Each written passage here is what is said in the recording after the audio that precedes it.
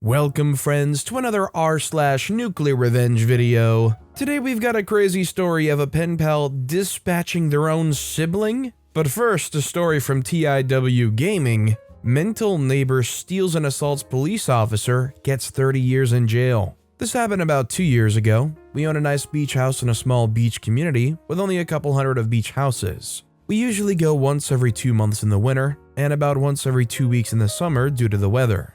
But our family always invites friends and other family to stay with us at the house. But once when I invited my best friend, we didn't have any boogie board or wakeboards, so we went online and ordered some from Amazon. But instead of shipping the packages to our regular house, we shipped it to the beach house for convenience. We had Prime, so it would have taken 2 to 4 days for them to ship, but they showed up after we left. But before we returned to the house, nice neighbor called us about a car being in our driveway, asking if we were expecting guests, which we weren't. So we asked nice neighbor to take a picture of the license plate and send it to the local police. When we received the news that it was mental neighbor's car in our driveway. Before this incident, mental neighbor was very nice to us and brought gifts. Upon hearing that he had no right to park there, the police go up to his door and confront him, which he denies that it's his car and acts very suspicious. The police come back with a warrant that states that he might be doing illegal drugs, and they search his house.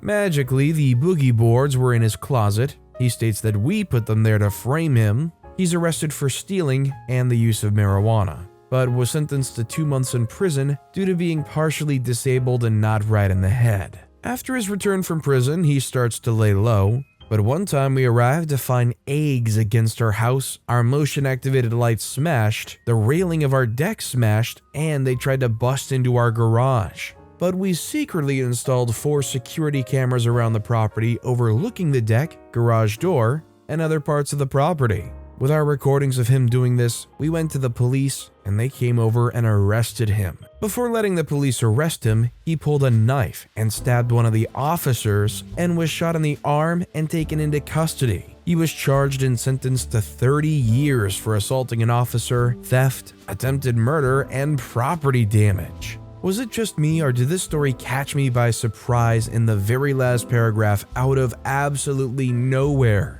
Like, I feel like we were going on like an average pace for a story, 5 or 6 out of 10. And then all of a sudden it just was like, bam, 15 out of 10. Did you guys see anything like that coming, or was that a crazy turn of events for you guys too? Let me know in the comments down below. Our next story is from Limp Application. Girlfriend cheated on me, so I took a 2,769 euro Uber ride from Paris to Bialystok. Me and my ex are from Bialystok, Poland. I was in Paris, and I broke up with her because someone posted a Snapchat and she was making out with some other dude. Turns out that runt was doing this for a couple weeks. Well, my flight from Paris to Warsaw got cancelled, and the only easy way to get there was by car. I couldn't find a viable bus or train route at the time. Mostly they were overbooked, or there was some other issue, so I took an Uber from Paris to Bialystok. I had card issues when I needed an Uber, so the Uber app on my phone was connected to her card. I was also pissed as heck at my ex, so I didn't really give a crap about her, so I said screw it, let's do it. The first 3 drivers I tried didn't want to drive that far, but the 4th one let me. He was from Ukraine and wanted to get back to Ukraine anyways, which is pretty close to Bialystok, so this worked out perfectly for it. We drove there, and it took like 17 hours. I got to Bialystok late at night and fell asleep. Holy crap, my ex was pissed. I woke up to like 15 missed calls and 40 texts saying she was going to sue me and ruin my life, and I'm a horrible person and I need to pay her back. I told her to screw off and she can go back to sucking my former best friend's you-know-what. Everyone else is pissed at me saying what I did was petty, but I think I'm in the right here. If my ex went around sucking my best friend's you-know-what and making out with other dudes at the party, she deserved it. Now, I don't necessarily blame OP for what they did. As far as legality goes, I don't know how far that's going to be able to go. Maybe they had authorization considering it's on their Uber app. Seems like a weak defense to me though. Best of luck to OP, and I think we all kind of just understand. By the way, if you're enjoying these stories, make sure to hit those like and subscribe buttons down below so you never miss any of my daily videos. Every single video has awesome stories, like our next story from Usual Grape 6120, OP kills entitled couple with some malicious compliance. The thing happened in the early 1990s. The relevant historical background to this is that Poland hadn't really left the communist bloc just yet. First, free elections happened in 1989, but the process of escaping Russian influence, basically only doing what Moscow or their minions told them to, took a while. And at the time of the story, the police weren't necessarily used to doing its job properly. One of such poorly handled cases was the abuse of my next-door neighbor's daughter. I'll spare you the details. Just know that the worst thing you can imagine happening to a young girl in such scenario did in fact happen many times. There were horrible people, and I hated them with all my being. I can't stress that enough. To the story, a couple years later, after I'd already moved away, I was visiting my family, and since I was a little early, 6 a.m., I stopped at a gas station I once worked at to chat with my old pals and wait for the sun to get a little higher. We were sitting in a little nook behind the counter, and lo and behold, who would come in if not for the aforementioned neighbors? He pointed at something and went back out to fuel their car. She approached the counter, noticed me and snarked, "You're back here? I guess your studies didn't go that well." I say, "Actually, I did." They say, "Yeah, sure, whatever. How much did he go for?" Colleague says, 100. They say, "I'm asking him." I say, "I didn't come back to work. I'm just visiting."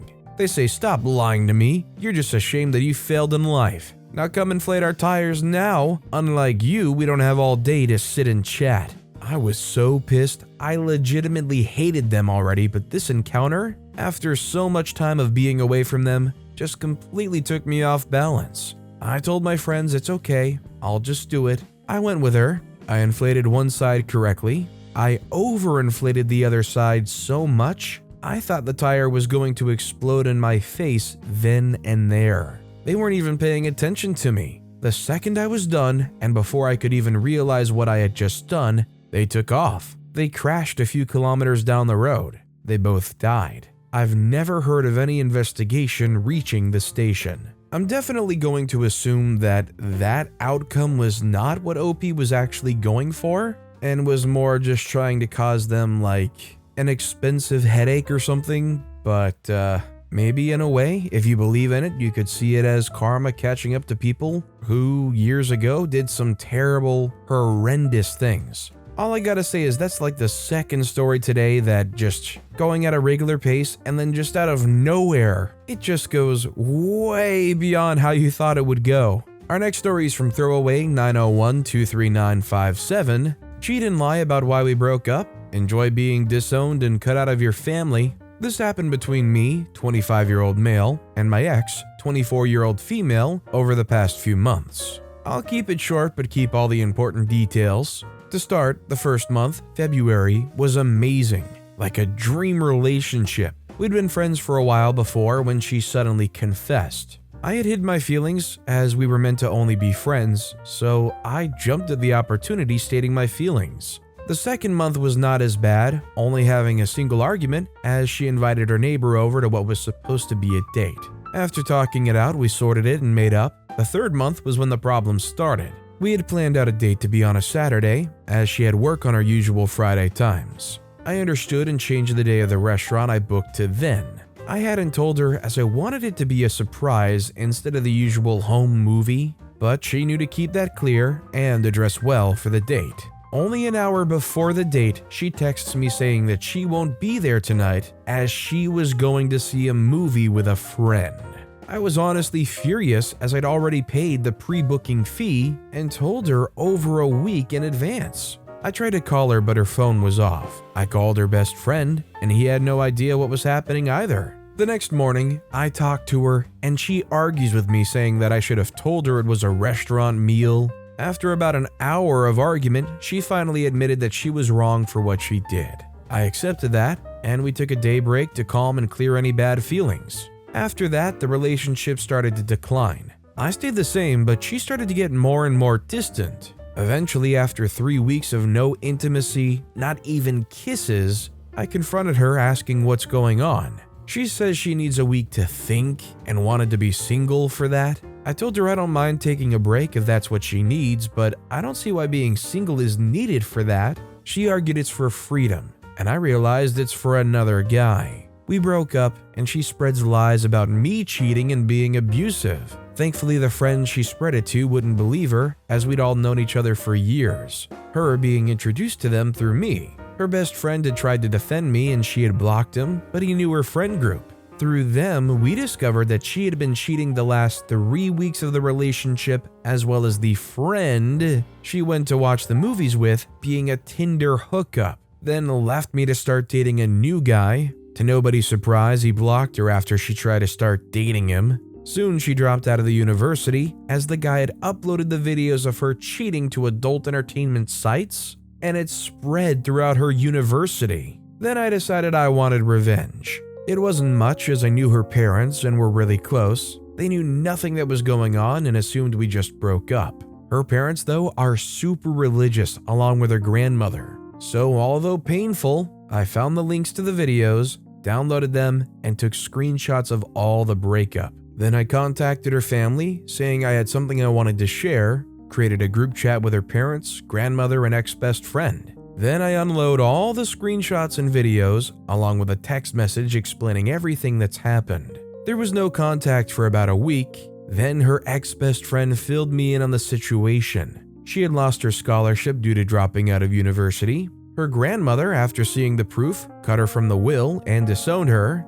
followed by her parents and her being evicted from the house as well as support cut off. She's now working a minimum wage job and sharing a home with friends. I think showing the graphic details to the parents and grandparents might be a little extra, but in a situation like that where you were committed to this person and you were sticking by them, and you find out they've been doing all that behind your back and standing you up like that and lying to you, I get why OP was passionate enough to go and do that. And our final story of the day is by Gonzalez. My prison pen pal killed her brother. So I met this woman, who I'll call Lucille, on a prison pen pal site. I got bored over the summer, so yeah. I didn't really think of posting the story on here since the case was still ongoing, and I didn't want to incriminate her or anything, so here it is. Lucille didn't have many close friends or family members except her brother. They both had a great home life together, married parents, nice house, good income. But their father came down with cancer, and after his death, their mother remarried, which didn't sit well with Lucille's brother for some reason, which caused him to go into a rebellious mean streak that never ended. He became addicted to crack, but Lucille always tried to support him and try to stay in contact with him. She was too good to him if you ask me. I mean, he only ever called her when he needed money or a place to stay. She always delivered, even left a spare key for him. Honestly, quite surprised what happened hadn't happened sooner. At the time, Lucille, like any average human being, had a dog, Lucy. She was a Beagle Terrier mix, incredibly hyper. Of course, her and Lucille were very close. Anyways, after coming home from work one day, Lucille came home to find Lucy dead, and not by natural causes. Lucille didn't give me the details because the wounds are still pretty fresh, but she claims there was blood. She also claims that she knows it was her brother because there was no broken lock, no broken window, no signs of somebody forcing their way in, but some of her meds were missing as well as her laptop, tablet, and a few charging cables. To this day, Lucille doesn't know what caused her brother to do what he did, she just knows it was him. She decided to not press charges, claimed she wasn't as upset with him at the time, and it wasn't until a few weeks had gone by of her trying to contact him for answers that it really got to her. He was ignoring her calls and all she wanted was answers. Lucille said she was very ashamed of how much the death of her dog had affected her. She said she became very impulsive, she started drinking, going to bars a lot, slept around. I guess she just wasn't comfortable in the house anymore. Then she bought a gun, which she claims to be her biggest regret. After about a month, she got a call from him, something about wanting to talk or needing a place to stay. Lucille was drunk during the phone call and doesn't remember much of it. She doesn't know what the freak was wrong with her brother, and quite frankly, I don't know what made him thinking coming back would be freaking okay. All she remembers, apart from the phone call, is shooting him in the face when he walked through her front door. There's just something about the stories today that have to end on such an extreme punctuation. I don't remember ever having a crop of stories before that was just like nuclear explosion after nuclear explosion, literally like in the last sentence. And really only in the last sentence. Frankly, what Lucille did here is absolutely insane. But considering to a lot of people, their dogs are like a family member to them, and not only like a family member, but probably like the closest, most cherished family member, seeing essentially your cherished family member get murdered like that, it wouldn't surprise me if it did make some people snap like that. It's just an unbelievable story. But with that being said, that's all the time we have for today. Now, if you want to see another revenge story that was even more insane than the ones in this video, click on that left video. Or if you missed my latest video, click on the right. But with that said, I'll see you all next time for some more stories.